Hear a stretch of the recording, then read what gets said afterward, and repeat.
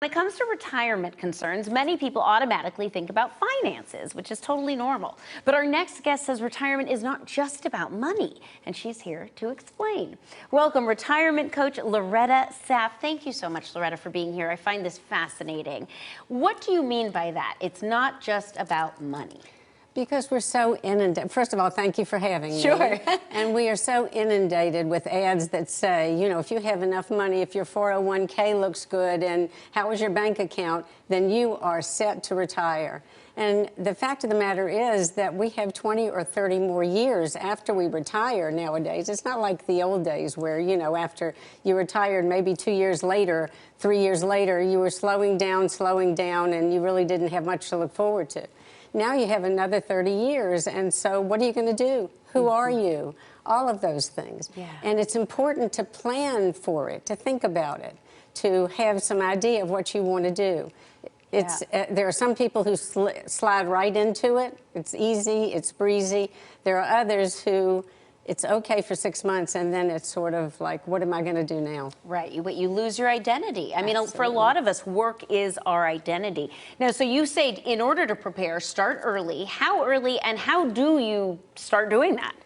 Well, I think the best advice is to start maybe, 5 years, 6 years before. But the point is that you should broaden yourself. So along the way, you're not just planning for retirement, you're having fun because you're broadening who you are.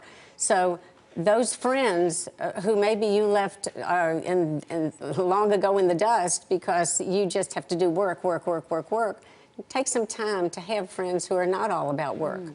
And those hobbies, those things that you like to do, that you're good to do, but oh no, I can't do it because I've got to work and I've got to make more money and spend more hours, et cetera, et cetera. Take some time to, you know, reinvent yourself with that and allow yourself. Yeah, and you say there's 4 kind of core pillars when it comes to this preparation, and I think we have another screen that has those 4 on there. Yes, social, mental, physical, spiritual. Talk about those. You kind of did with the social, like make more friends. Right, and I mean, just to elaborate a little bit on the social, I mean, I think everyone, of course you want to make friends at work, you want to have people that you can go out to lunch with, et cetera, et cetera.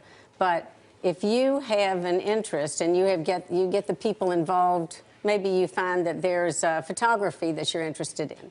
And so you get involved with a photography group. Well, when you retire, you've got that group. There are your friends already. Mentally, it's so important mentally for you to try to be more positive. Yes. And, you know, I have people say to me, oh, yeah, sure, Mary Sunshine. No, that's not the point.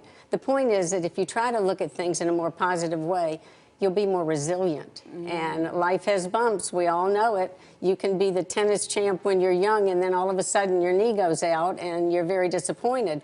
But then you work around it. You think of another way, another thing to do. So it's social, it's mental, it's physical.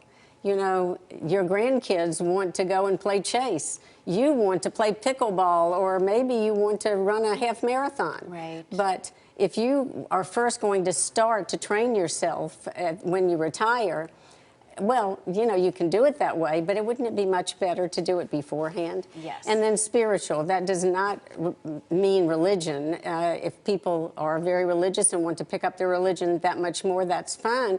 But it's having a purpose, an identity, a doing things for the greater good, and your values and your, you know, just everything that you feel is important. It's so true. And as we said, you know, especially the more successful you are, the more you can feel lost when you retire. And thank you so much for doing what you do. And obviously, everybody, if you're out there, if you're struggling with this, if you think you're going to struggle with this, then make sure to contact Loretta. She works one-on-one, or somebody that does something like this, because it can be really hard to kind of wrap your mind around. So if you would like to contact Loretta, the email is loretta@coachingwithloretta.com.